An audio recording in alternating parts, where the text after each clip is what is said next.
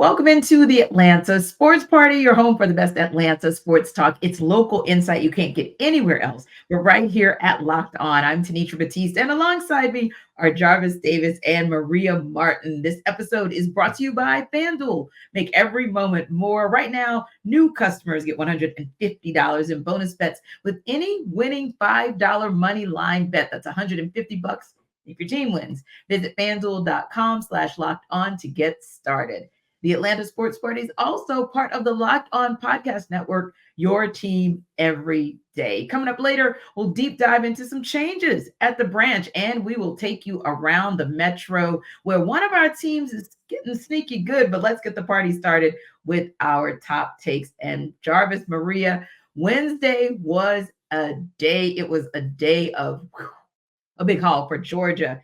They are in line to win the offseason recruiting championship by having the number one recruiting class in 2024. And you may have thought like a week ago, wow, was that even possible? Because when we heard the news that Dylan Raiola was headed to Nebraska for an official visit, kind of was the writing on the wall. And then, of course, he confirmed that he committed to Nebraska. But just like in Kirby Smart fashion, he turns right around. And what does he do? But he gets a class that starts out with KJ Bolden. So I think it more than balanced itself out. But Jarvis, how in the world does Kirby Smart still, in the loss of such a prospect like Raiola, still end up at the top of the heap? Yeah, when you just think about this, what he's been able to do just from a recruiter standpoint. You think about how persistent he is, and I think that it was interesting because he was asked about how did he get KJ Bolden. He's like, I'm just being consistent. Like I'm doing what I normally do, and when you think about that, it just kind of sounds a little weird, maybe even a little flippant almost. And you're just saying, but when you actually kind of dig into it, it's just like this is a system. This is a machine. This is something that he has built, ever since he stepped foot in that door because he was known for doing stuff like this when he was at Alabama, the defensive coordinator up under Nick Saban. This dude is a hell of a recruiter, and he knows how to build relationships, and I think that's the biggest thing too, especially in today's game. That's how he's been able to navigate all this NIL wild madness. Now, a lot of people may look at all of the players in the portal, but look at those players' snaps that's in the portal. They aren't that great. They aren't that high. So I think the people to be able to get guys like KJ Bolden there because he had been committed to Florida State ever since August. And, Mike Norvell was basically had him at the top of his heap as far as his big haul. And then for Kirby Smart to come in and flip him at the last moment, it just goes to show you that Kirby is still a machine. He is still working, and he is doing everything he possibly can to get that third national championship. Yeah, indeed. And Maria, I love something that he said as well, because it speaks to what Jarvis just said about the system. When he was talking at the press conference just yesterday about Ryan Puglisi, that was the exact thing he said. He said he's looking for a certain type of quarterback, still looking because he still doesn't have the four that he wants in the QB room. But one of the reasons Ryan Puglisi has a chance to be one of those four is because of the system. He looks for players that fit the system. And so the system for him is something that just goes all across the map, not just in the recruiting class, but what the specific recruiting class members actually are about as well.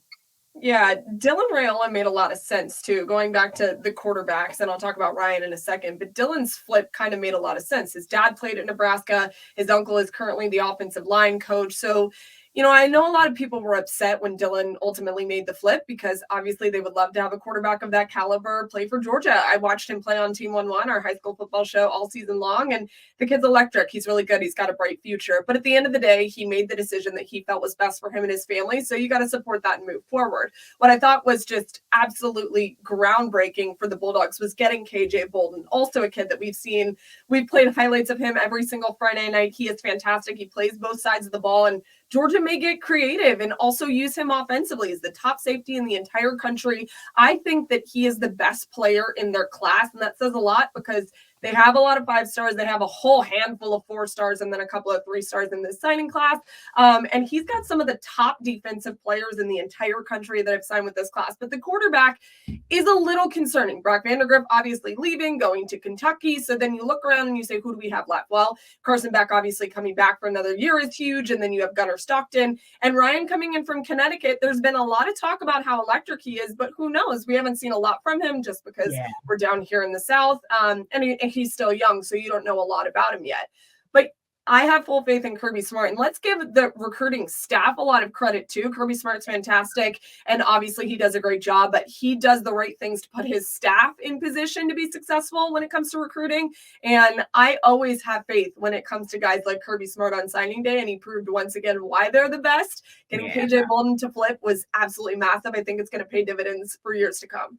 Yeah, and I think too that going back to your point, Maria, Kirby even mentioned that in the press conference yesterday, like a guy like Fran Brown, who made it clear, because they say he's a recruiting guru as well, and made it clear to the potential recruits, hey, for as long I'm here for as long as I am until I'm not. And that is, if I get a head coaching job, I'm going to part ways.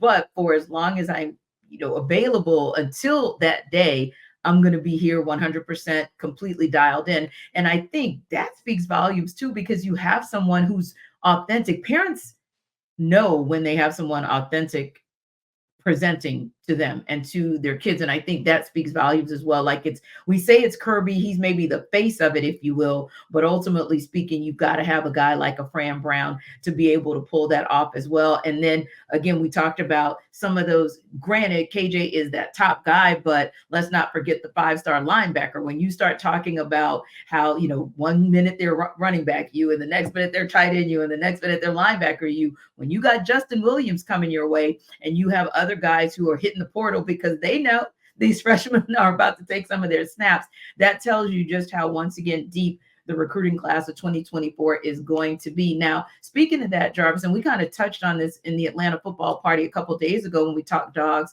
just before National Signing Day. One of the things we talked about was where we thought the need would be the greatest. And we talked about wide receiver. We kind of agreed it was maybe wide receiver 1 and then maybe O-line 2. And I would say it looks like Kirby Smart at least started to address those needs, probably O-line more than anything, because he got quite a haul there. But how do you feel he did in the receiver area?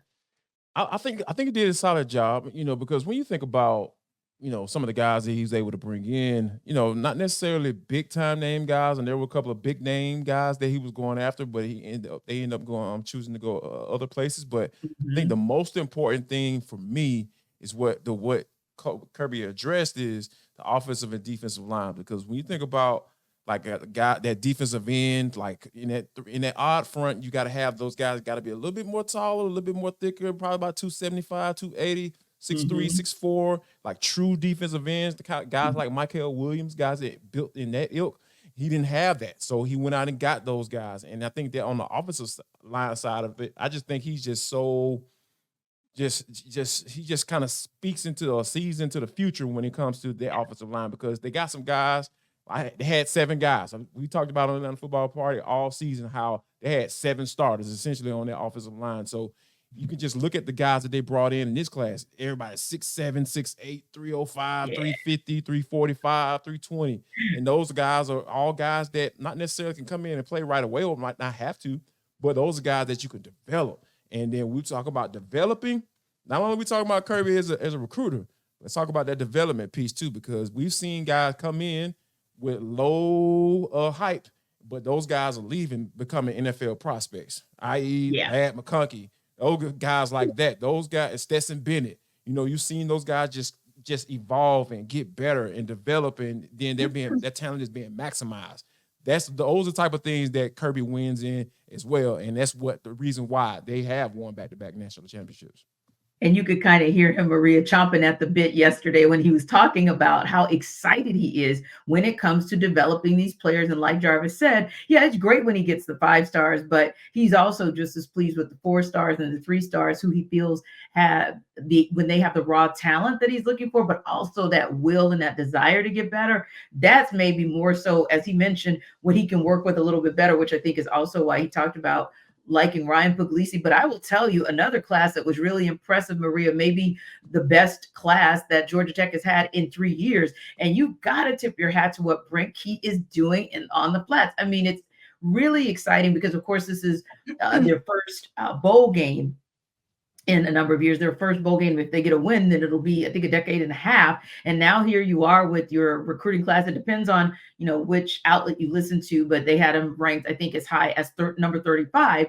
And so you look at them, and one of their places that he talked about, Brent Key on the ACC network, was being able to shore up his O-line. That was something that was important to them, as well as getting some tight ends because he's going to have some departing. So, Maria, you got to also tip your hat to what Brent Key's been able to do.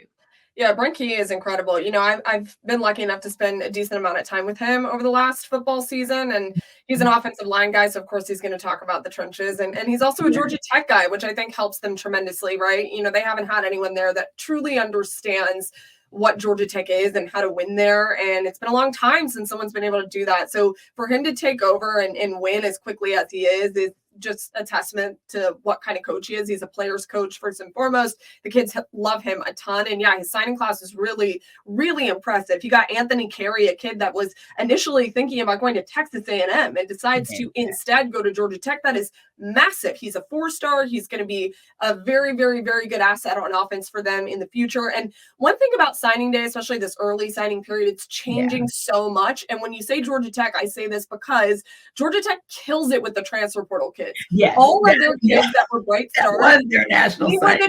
Right, exactly. They were the kids that transferred from other schools. So you can get kids a number of ways now in college football. So I don't want people to put all dividends on signing day and say, okay, my school didn't do as well on signing day. We're screwed for the future. That's not necessarily true, because look at Georgia Tech. So it's impressive that they got a good signing class. They're typically pretty good in the transfer portal. So I think Brent Key, the future is so bright for him on the flats. I'm super stoked because what I want more than anything is Georgia Tech and Georgia to be a competitive game at the end of the year. We saw that this past year. It's only the beginning. It's going to get better. Yeah, that's exciting too, because I feel like we all win when that particular rivalry is exciting and competitive. Yes. So when we come back, we're going to talk about competition that kind of went in a different direction. We'll translate for you, and we will pontificate on the Falcons too.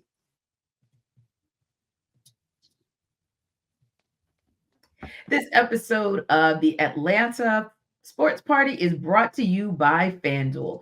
Now, it's a little bit warmer today, but it's been cold up and down. And one of the things that sometimes you want to do is hang out at home when it's cold. You know where you can do that best? When you have a FanDuel, or how you can do that best. So right now, new customers get $150 in bonus bets with any winning $5 money line bet. That's $150 if your team wins. Now, if you've been thinking about joining FanDuel, there's no better time to get in on the action. It's December 21st. You got 3 more days to wrap up your Christmas shopping. This might actually help you with that. So think about this. The app is easy to use. There's a wide range of betting options, including spreads, player props, over-unders, and more. So how do you get there? It's simple. FanDuel.com/locked on to continue this NFL season that, oh my goodness, only has 3 weeks left to the regular season. But again, download that app, but you can also visit FanDuel.com/locked on to learn more about FanDuel, the official partner of the NFL. All right, guys, we have had quite the week up in Flowery Branch with things kind of turning where we thought it would, but it was like information was kind of piecemealing out, right? We started the week on Monday with our Atlanta football party talking about the feedback where Arthur Smith said he was going to evaluate things. And then first thing, Tuesday morning, we get the word from the Athletics' Jeff Schultz that there is no more evaluation. Taylor Heinicke is your starter. And then we got confirmation a couple of hours later when the Atlanta Falcons released their depth chart, and Taylor Heinicke was in the one spot. But another layer then happened. Maria, one of your colleagues over at Tegna, over at 11 Alive, Jeff Hullinger, had an opportunity to speak with Arthur Blank, and some interesting comments came out of that, to the point where we're now saying, okay, we always talk coach speak, right? We're always translating coach speak, but now we might have to translate owner speak. So Arthur Blank in that interview with Jeff said that while making the playoffs this season was never a requirement for Smith to keep his job, the expectation was for the team to be more competitive this year. Remember, Falcons have finished 7-10 both in 2021 and 22. Here's a quote from Mr. Blank. I think through this part of the season, it's been mixed, quite honestly. That's what I think. And that's what the coach would say. Arthur Smith is a very honest man. He looks at himself very critically. So he comes from a beautiful family that has great values, and he reflects those values in his leadership the best he can. But then he says, so we'll see how the season plays out and go from there. So when you hear that, Maria, translate for me that owner speak. Where was there frustration? Did he tip his hand a little bit about the caveat of what we see in these last 3 games? What was your sense of what you heard from him? How much time do you have?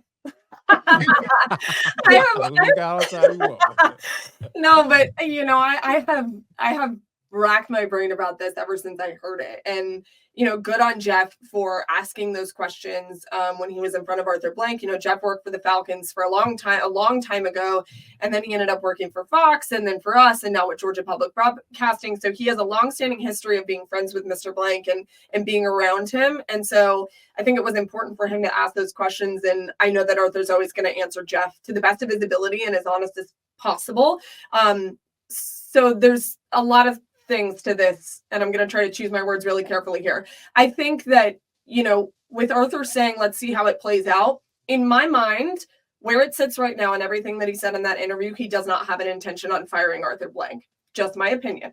Or Arthur Smith, sorry, a lot of Arthurs. Yes. But, however, I do think that if there is an 0-3 situation for the remainder of the year and you lose out the rest of your games, I think it makes it very difficult for him to keep him around.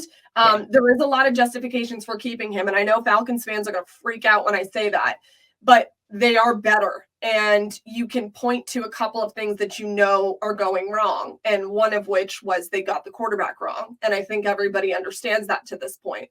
That doesn't mean I don't think that Desmond Ridder's a good quarterback. I've defended him probably more than a lot of people. I just don't think it's working with this offense. And I don't think it's working with this team. So I don't know that he has any plans right now to fire him. I really don't think that he does. I just think that for the rest of the season, because remember, if they went out the rest of the year, God forbid, if they do, they have a chance of making the playoffs. So there still is an opportunity. And so I think everyone's just kind of waiting to see what happens. It's a hurry up and wait. But if you're Arthur Smith and you're pitching for your job, you have justifications to stick around. Hey, I'm going to go get a quarterback. Y'all gave me more assets. You gave me more money. The defense is light years better than it was last year. Right. So if I can give you a quarterback and make it work, then great. But yeah, when you look at the records, they're eerily similar the last couple of years. So I understand, but I don't think by what Arthur Blank said, and everyone knows he's a conservative owner.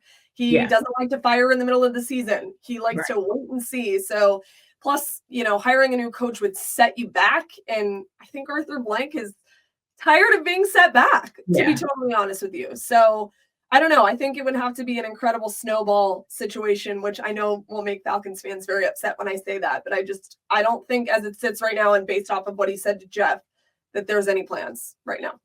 And I would agree. And I said that earlier in the week. If I had to look at, where he was in terms of Arthur Smith wrapping up his 3rd year, Dan Quinn wrapping up his 5th year. Now, I don't think he's going to get a Dan Quinn situation again. I think he learned from that. Like you went one season too long and it cost you because then you did have to make a change in the middle of a season, right? So I don't think we're going to see that kind of leash. But on the same token, I feel like he is a person who is a little bit more patient than the average owner, especially in this day and age. And I do feel like, to your point, it's going to hinge on how do you look against the Colts? How do you look against the Bears? How do you look against the Saints? Even if you go 0-3, just don't get your butt handed to you and don't have the same mistakes, because he talked about those miscues. The thing that was most disappointing about Desmond Ridder, Arthur Blank said, was the fact that we had such high hopes for him. And all of the miscues kept coming. So I do think the reason he put that caveat in, and Jarvis, the reason it's a little bit of maybe owner speak that we translate at the end is because he wanted to caveat and not give like 110% um, vote of confidence, because you do still have to see what happens in these last 3 games, but barring catastrophic results, and I do mean like blowouts or like multiple miscues that you've already seen so far this season, and you just see it maybe in triplicate or duplicate, I do think Arthur Smith gets another shot at this next season. For me, I'll say this, because when you think about, I don't think so much stock should be put in these last 3 games. I think you should look at the totality of what Arthur Smith has done since he's been here. And for me, I don't know if I trust Arthur Smith to get it right with the quarterback. Here's why: because there are certain things that I haven't necessarily agreed with, as far as from my football eye, from my eyeballs. I don't like the way he's been using Kyle Pitts. I just don't think that he's not putting him in a position to be successful when he does certain things, the way he moves around on this offense. And I think that whole positionless football thing is it's kind of whack to me, because like, hey, Kyle Pitts line up on a safety versus Kyle Pitts line on the corner. Who had with the opportunity to be able to win that matchup? I think it's definitely it's him lined up in that slot or lined up with his hand in the dirt. And I think that he just doesn't get used like that because of this whole, we can line him up anywhere. No, we need to line him up where he's going to win. And I don't think he's been able to do that since he stepped foot into Flowery Branch. So for me, I'm just in the space where let's look at the totality of everything. Like, forget these last 3 games. Like, whether they go 3-0 or 0-3. Look at the entire body of work, and let's kind of take this whole salary cap money stuff out too, because I don't buy that either, because this is the NFL. It's built for you to turn it around within a year. We've seen it time and time again. Teams come out of nowhere. Oh my God, we didn't expect this team to be this good at the end of the year, or we didn't expect this team to get into the playoffs and make a run, or to the AFC Championship or the NFC Championship. It happens all the time. So even within the division, like the Saints always figure out a way to be in the running for the NFC South division. Always. They always figure it out. And what we've been saying about this salary captivity all these years. Oh, how they figure out. They move this money around. They move that money around. And Terry Fontenot comes from that organization. So, yeah, I don't buy that. I'm not buying that as an excuse. So, yeah, I'm saying all that to say, when Arthur Blank said that, it kind of made me cringe a little bit, because I'm just like, all right, man, you're going to put all your decision-making skills on 3 games? No, you don't need to do that, sir. Mr. Blank, look at the totality of it and ask yourself, do you trust him to pick another quarterback? Or do you trust him to do the right thing with whatever quarterback you bring in here? Because you know what'll put you behind the 8 ball longer than switching out coaches? Picking the wrong quarterback, especially in the first round. Yeah.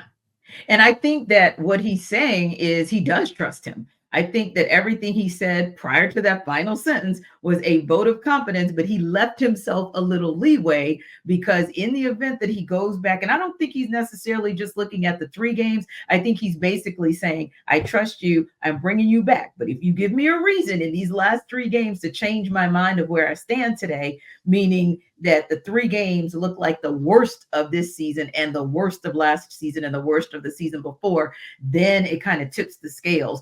The other piece I think there, before we move on and talk a little bit about what Arthur Smith had to say, is this. Jarvis, you make a great point.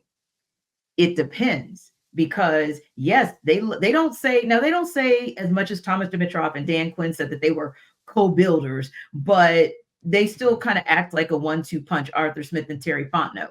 But it depends on who made that move. Like, who was more in Desmond Ridder's camp? Was that Arthur Smith driving the bus? Was it Terry Fontenot driving the bus? Now, Arthur Blank knows which one of them was driving the bus more so on Desmond Ridder, but that could also kind of play into it. Like, how do we go about moving on and going for that next quarterback? And who was the one driving the bus on this one? Some of those things may play into it as well, because like we said, I think we all believe Terry Fontenot is probably safe, but we also don't know if Terry Fontenot is driving the bus on Desmond Ridder. Now, speaking of Arthur Smith, he said he believes the journey, in fact, isn't over for Desmond Ridder, even though he is not going to be the QB1 for the rest of the season for the Falcons. But Maria, Is it over for Ridder as an Atlanta Falcon? Well, let me just say that I think that the quarterback in the NFL is one of the hardest things to get right. Yeah. One of the hardest things to get right. And that's not me defending, what they've picked and all that. I also just don't think it's necessarily fair to put all this pressure on a third round quarterback and say he's going to be your franchise quarterback. More often than not, that's not going to work out. And look what happened, right? So they are in a really messy position when it comes to the quarterback. That being said, I think when Desmond does things right, he's a great quarterback. I think he's very, very good and has a high ceiling. But the problem is, as everybody knows, is that when he does things wrong, there are critical points in the game and they lose you the game. So, if he were to eliminate that, and it's like his highs are great, his lows are really bad. So let's meet somewhere in the middle of this roller coaster because everybody's nauseous, right? And I know that he's more frustrated than anybody else. And the fact that they are so close and that they are one play away and one drive away. They're not getting blown out. This team doesn't totally suck. And they are so close. They're so close. And Desmond probably feels that more than anybody else. So I would like to think that his future isn't done in the NFL. I don't want anybody's future to be done in the NFL. That sucks. Nobody wants to be out of a job. I tend to believe that we probably won't see him here again.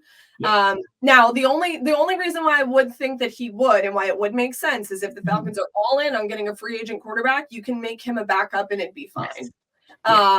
But if your goal is to draft somebody in the first round and hope that works out, which 9 times out of 10 that doesn't, about 50% of the time it doesn't work right out. And so people think that's the answer, and I'm like, well, not everybody's CJ Stroud. So that's a very tough thing to get right as well, a first round quarterback. So if you're gonna put all your eggs in one basket when it comes to the draft, then maybe Desmond moves on and this is not his place, and Taylor Heineke stays as the backup and everybody's quote unquote happy. But if you go out and you get a free agent like Kirk Cousins, then Desmond has a future here. So I think it's 50-50. It just all depends on what they're thinking. Are they thinking all in on the draft, or we're going to go get a free agent quarterback?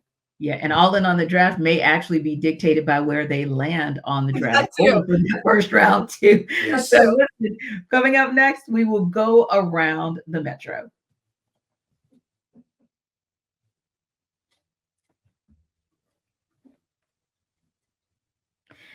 Guys, quietly, the Falcons have been keeping all of our attention on Flowery Branch, but quietly at State Farm Arena and even on the road, the Hawks are actually getting it done. 134-127 against Houston Rockets, a team that has the second highest defensive rating in the NBA, and they smoked them for 134 points. Now, you kind of know if you've been watching the Hawks, they were going to let them score 127. They were going to let them battle back, but the Hawks were able to go on a 9-0 run to start the fourth quarter last night, and they were able to close this thing out. And Jarvis, you got to give a world to credit. I think that because the Hawks were swooning for so many games, especially post Jaylen Johnson, that comes up in every show we do. But I think kind of buried in the Jaylen Johnson is not here narrative is the Trey Young is back narrative. That's the one that people should be talking about. I don't think we talk about Trey enough, making history with his fifth straight game of 30 points and 10 assists. You've got Oscar Robertson, who's the only player in the NBA history with longer streaks, 6 and 7. And, not only that, but I just want to add to it. Trey is actually rebounding. Trey is actually fighting to play decent defense. And Trey is playing low-key pretty decently off the ball, too. We don't talk about that as well. But Jarvis, he's on a tear. Can he keep this up? He has no choice. Like you said, like you mentioned, like Jaylen Johnson being out, and I don't think anyone expected. I maybe secretly was rooting for Jaylen Johnson to have a type of season he was having before he got hurt, right? for obvious reasons. But I think like post Jaylen Johnson injury, like everybody's been hurt. Had Clint, Bogey had been out for the last couple of games. He came back last night, and it has just been. And I think that it all boils down to the fact that Trey is just shooting the ball so much better than what he did last year. And I think and I even went back and looked at some of the numbers, like just from 3-point percentage, points scored and everything like that. In certain areas, he's playing a little bit more minutes than he was. He's taking a lot more shots. So that's him buying into Quinn Snyder's system, taking more threes and getting those shots up. And let's get get this tempo of the game going. His numbers are very similar to 2021. Yeah. And they went to the Eastern Conference Finals in that year. So Yeah. I think that Trey has to play this way in order for this team to get where they want to be. And I'm sure they want to be a contender in the Eastern Conference, and that's the only way it's going to happen. So, yeah, as long as Trey can stay healthy and the way he continues to shoot the rock like he's been doing, there's no doubt in my mind that he can keep this up for sure. And Maria, probably a testament to his ability to keep this up. Another low key is we're starting to see a nice backcourt combo. We're starting to see both guards with two-way play. And it's not like every night it's Trey with 38, but maybe DeJounte with 18. Like last night was a great example. Trey had 30, but DeJounte had 21. And they combined for, I think, 7 rebounds and like some crazy number of assists. I think it was like 14 and 9 or something like that. But the point being, I think another piece of Trey's success is that backcourt combination is starting to get its rhythm. It's starting to catch fire. And then think of this, Maria. Kobe Buffkin has been cleared for full team practice. So that'll give Trey some support, some help, so that maybe he doesn't have to play as many minutes. You know how he gets his little breaks in at certain points in the game. You bring Kobe Buffkin back, and that could also give you a little bit of depth on the bench as well in Trey's favor. I like whenever Jarvis said he has no choice, because I kind of feel the same way for that backcourt connection. They kind of have no choice, Right. It's got to be there. And that's why you brought in DeJounte Murray, right? Is you want them to be one of the best backcourts in the NBA. And when he was signed and when Atlanta got him, that's what we all said. We were like, wait a second. Atlanta has one of the best backcourt duos in the entire NBA, but we haven't seen that connection flourish. We haven't really seen it's been very inconsistent. Kind of like what we're talking about Desmond Ridder. When it's good, it's really good. And when it's bad, it's really bad. I don't think when it's bad for them, it's really bad. I think it's somewhere in the middle. But when they do show their connection, it makes everybody else around them better. And they tend to win basketball games when they're both on the same page. And even Quinn Snyder after the game, after the win over the Rockets, he even mentioned that connection and how crucial it was and how he really liked to see how it was working. So when the two of them are working together and when the two of them are doing great things on the ball, off the ball, I think that the Hawks can win games. I think this team can go as far as they need to go. But it's crucial that Trey not only plays well and shoots well, like Jarvis was talking about, which I think has gotten progressively better even this season. So if he continues to do that and DeJounte helps him out too, I think it's great. And yes, him playing a ton of minutes doesn't help anybody. So getting some help will obviously help them in that regard too. Indeed. And the bigs who've been sneakily good too, whenever Quinn Snyder has played Clint Capella and Onyeka Okongwu together. That was another good tandem last night that we saw. Anytime you have Clint Capella going 7 of 7 from the free throw line and Onyeka Okongwu only getting 1 foul, it's a good night. It's a good night. And also Wednesday was an all-around good day for the Hawks because they also got good word about Mohamed Gay, and he's able to get back to at least some individual reps. And of course, the best news of all, Jaylen Johnson is back to full team practice. So the 4 is back, coming back to the 4 spot, and that should be really, really a good thing for the Hawks. They've got 5 games left in December, so hopefully they'll be able to make good on that, and then we'll see Jaylen Johnson on the other side. Listen, we appreciate you guys, as always, for stopping by the Atlanta Sports Party, and don't forget to like and subscribe to our YouTube channel. We will see you on the Falcons postcast on Sunday.